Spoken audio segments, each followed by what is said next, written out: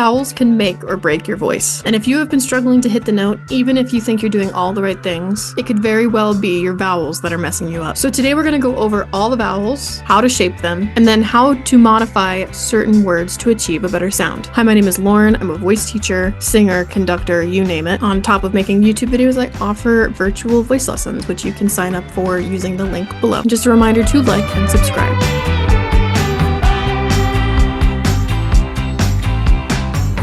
First thing we're going to do is go over each vowel. The vowels that we typically use in romantic languages is I, A, E, O, U.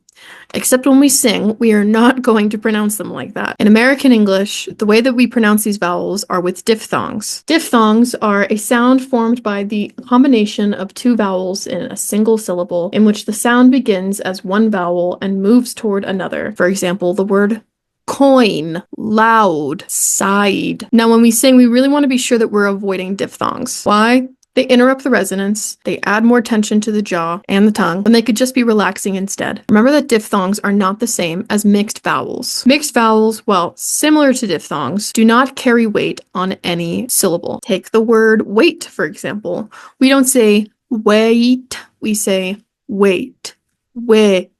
That is a mixed vowel. So in learning how to pronounce mixed vowels, we need to utilize how the Italians pronounce it. In Italian, they pronounce vowels as pure as they possibly can be. So for example, they don't say I, A, E, O, U, they say I, E, A, O, U. And if you're Italian and watching this, I'm sure you can argue that my vowels were still not pure enough. So this is how we need to pronounce vowels most of the time. If we were looking at an American pop song, we can technically get away with pronouncing a diphthong here and there. However, there are times when your voice will totally benefit with singing a pure vowel. So let's form these vowels together. We're going to start with I. This is pronounced E, not E without the Y at the end.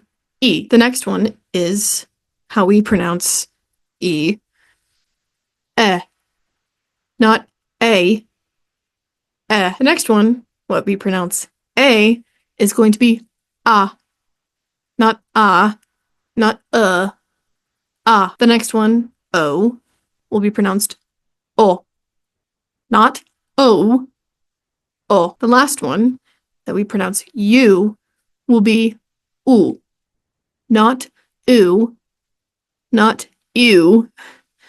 Ooh. Now that we've talked about the vowels, let's talk about when to modify them. There's always one rule that I apply when it comes to vowels and singing. The higher the note, the taller the vowel. Take, for instance, Ach ich fühl's from Mozart's The Magic Flute. Pamina sings Fühlst du nicht on a high G and A flat. If I were to try and sing that, just like how I said it, that high, I'd probably have more issues. But if I open it just a little bit more without tightening the jaw or sacrificing tension in the lips, it might be a little bit easier. So, for example, I'd maybe sing it Fast Nacht. Now, when we say open or heighten the vowel, tall in the vowel, we don't mean open as tall and as wide as you can. No, that may actually add more tension. Take, for instance, Let It Go by Idina Menzel.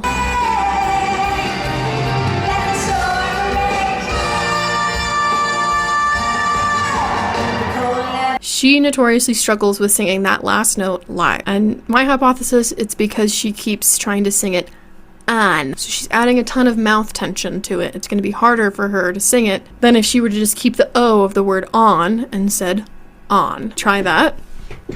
Backing up. Let the storm rage on. That's so much harder than this. Let the storm rage on.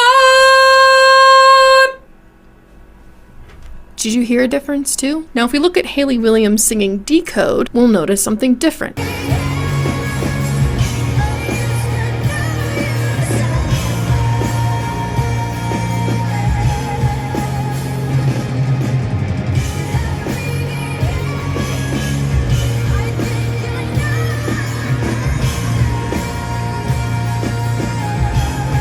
She, for the most part, keeps her lips forward, even though she's heightening the vowel. So instead of singing, I used to gnaw you, she's singing, I used to gnaw you. First thing is that we hear the word a little bit clearer, but we're also not sacrificing a loose pharynx. So it's okay to do a vowel modification because what matters most is the resonance of your voice, the fullness of your voice, and the ease of your voice. Then comes the pronunciation, right? So if you want to put more emphasis on the enunciations in later, you can try it, but don't sacrifice that beautiful sound that you create by just letting your mouth open up. I hope this was an enjoyable video, and I will see you next week.